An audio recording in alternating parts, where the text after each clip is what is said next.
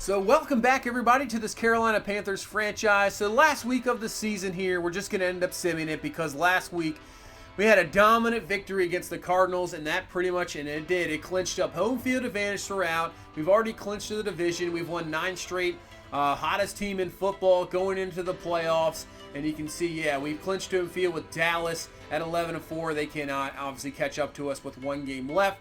So unlike last year, where we kind of missed out on home field by skipping week 17, this week it's not that big of a deal as we get into now the playoffs, and this is the final standings as I quickly simmed week 17 there. So the Browns win the division, Ravens win the wild card, the South goes to the Colts at 8-7-1, so they tied the last week. Unbelievable, and it helps them out in their favor with the win percentage. Patriots win the division, they've already won that 12-4, 9-7 are the Jets, and they get out of their wild card. Chargers at 12-3-1 get the division there, and the Chiefs, second year in a row with Mahomes and company, and they do not get into the playoffs at 8-7-1. Bears win the North at 11-5. We won the South of Falcons. That is not the team I want to see in there. Bucks lose 3 straight. That Falcons team is a team, you know, we beat them the last time in what was it, week number 3, week number 4, but that is a team we've struggled against, so don't want to see them. Cowboys at 12-4. They win that division. Giants lose 4 straight to end of the season and can't get in. Seahawks did lose at 3 in a row near the end of the season, but finished it off at 11-5. Win the division. Niners win the wild card.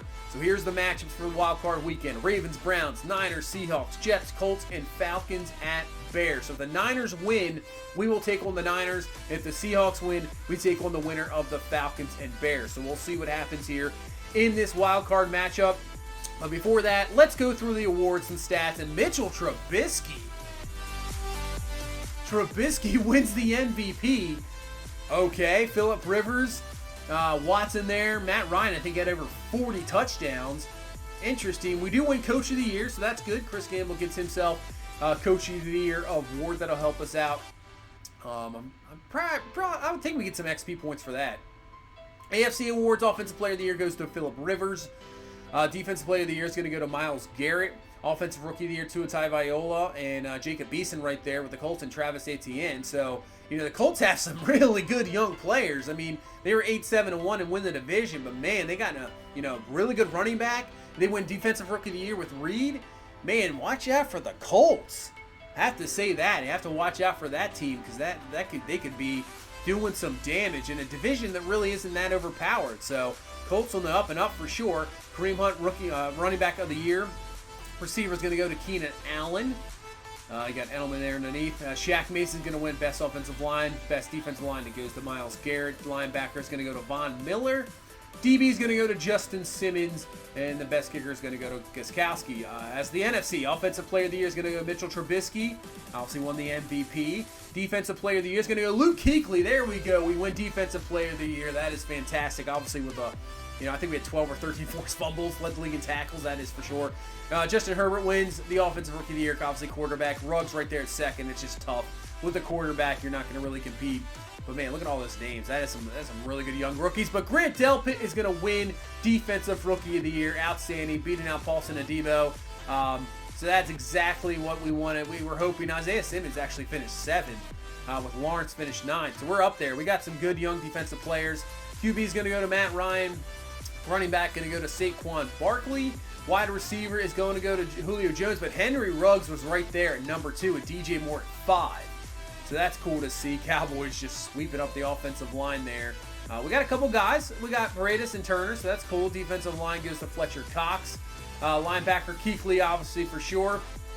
Brian Burns right there at 4, so that's cool to see. And defensive back is going to be Nikhil Robert-Coleman. He finishes there.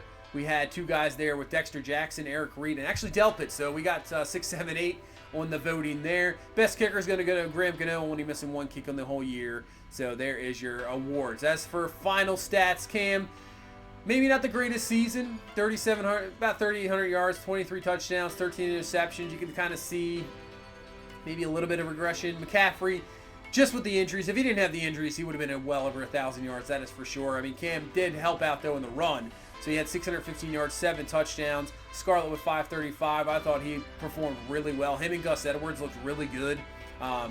You know, you're not getting the same explosiveness as you're going to get with McCaffrey, but Scarlett and Edwards really played well. That was great to see. Henry Ruggs, just a great rookie season.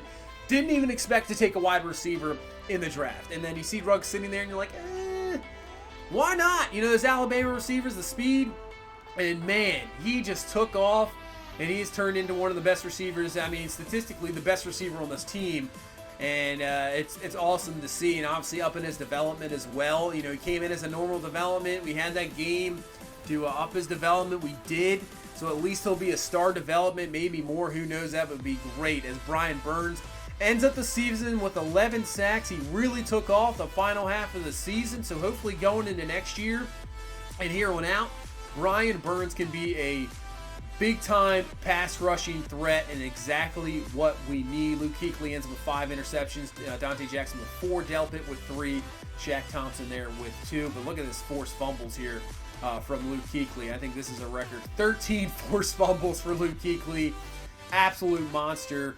And that's why he wins Defensive Player of the Year. As for the rest of the league, Phillip Rivers, how does he not win MVP? How did Trubisky get it? I don't understand.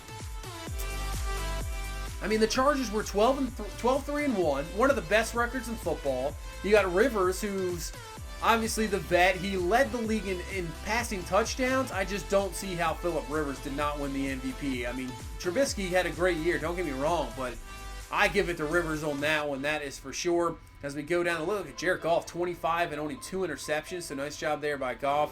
Keenum there as they brought on Daniel Jones later. Zeke Elliott's going to lead the league in rushing, just about 1,900 yards. See all the 1,000-yard running back here. It is a lot of running backs at 1,000 yards. That doesn't really happen as often as it used to, obviously with all the passing. Saquon Barkley, 22 touchdowns. Look at all the touchdowns as well. As I was saying, one other video, I just think the passing yards need to go up. And yeah, the running backs just get so many touchdowns. Look at all these guys with touchdowns. And I mean, you get backup running backs with like 8 or 9 touchdowns. I mean, when does that ever happen? Unless you're like, you know, I can't even think. Maybe like the Kansas City Chiefs back in the day with Larry Johnson and Priest Holmes, where those guys just both like dominated. Not in this day and age in the NFL. No way. As for the receivers, I mean, we were up there. We were close with Henry Ruggs. Obviously not receptions, as Julio Jones just absolutely went nuts with 111 catches, leading the league there.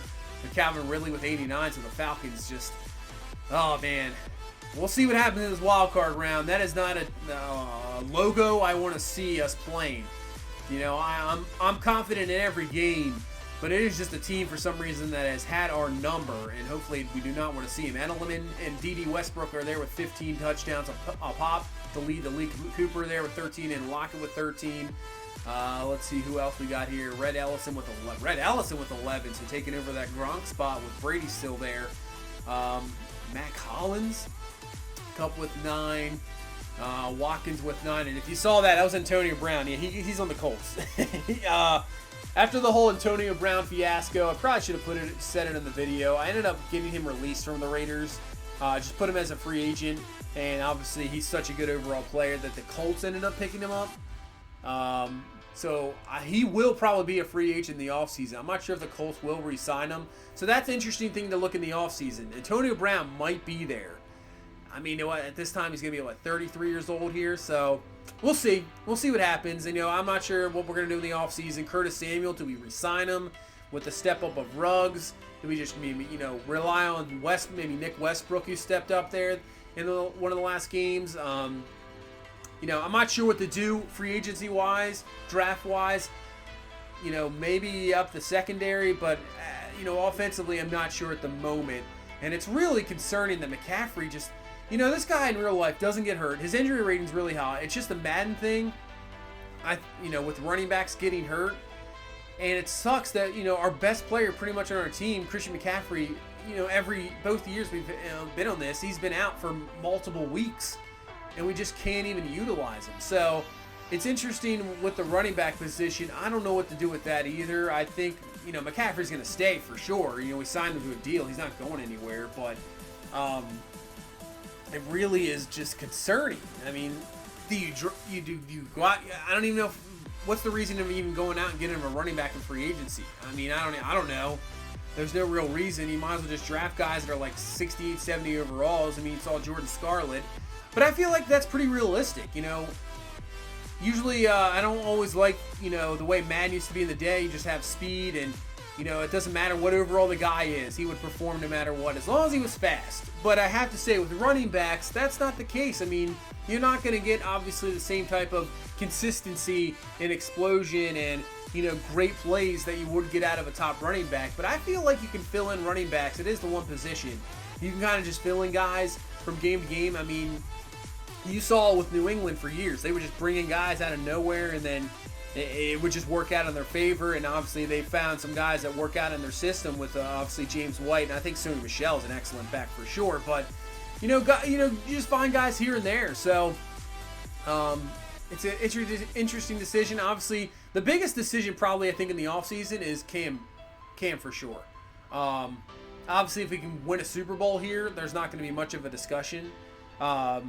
If we go into the playoffs and say we lose this first game, there will be a discussion, depending. I mean, if Cam just absolutely balls out and defense doesn't do anything, I mean, it's not much of a discussion. But if Cam doesn't really do anything in this playoff game, that's what happened last year.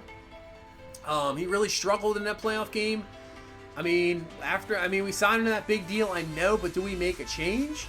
Do we let this guy right here, Jake Fromm, take over? Do we look maybe to free agency? Do we look to trade? There's just some questions here. You know, we're going to have to wait till after the playoffs. But defensively, I think we're in a good spot. You know, we saw Del Pitt, Brian Burns stepping up. We have good young players defensively. I have to give offensive line some credit too. Trey Smith, he gets up to a 76 overall. They really played well.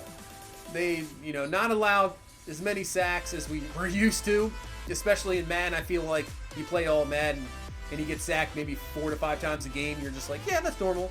You know, it shouldn't be, but you're like, yeah, that's normal. But lately, I mean, I'm only being sacked maybe once, twice a game, and that's fantastic to see. I've really enjoyed that this offensive line has gelled, and that's really what it is about offensive linemen. It's, you know, not always about, you know, how good you are, but, you know, if you have an offensive line that's played 15 games together, 16 games together, and they really gel, and you really know how to play off each other, that's really what works out. So here we go, wild card round. You have the Ravens beating the Browns, so they'll move on. And the Seattle Seahawks have beaten the San Francisco 49ers. So if you can see below, with the Niners losing to Seattle, yep, that definitely means we're going to be taking on the Atlanta Falcons. So that's not what you, that's the one team I didn't want to see. I'd rather see the 49ers, man. So Indy beats the Jets, and yeah, Atlanta goes into Chicago in an absolute shootout, 42-38, gets the victory there, and that is going to set up this divisional round, and we're going to be playing the Atlanta Falcons. So the Ravens go to Los Angeles. They will take on the Chargers, Falcons, and come home, and we're going, yeah, oh, geez. Colts and Patriots, so that's a flashback to the Manning Brady era there, and with Tom Brady still there, actually, 10 years later. So Colts, Patriots, and then you have the Seahawks at the Cowboys. So that should be a very good matchup. Obviously, the veteran Russell Wilson going into a really talented Cowboys team, trying to get to the Super Bowl once again. And the one thing we got going for us in this playoff game, we got McCaffrey back. So he is back from injury. He is ready to go. We need everything we can against this Falcons team. You know how dangerous they are. So this is going to be a tough one for sure. But that's going to do it for this one. If you please leave a like, I'd really appreciate it. And if you haven't you can subscribe as well. But we will see you in the next one. You guys have a good one. Bye-bye.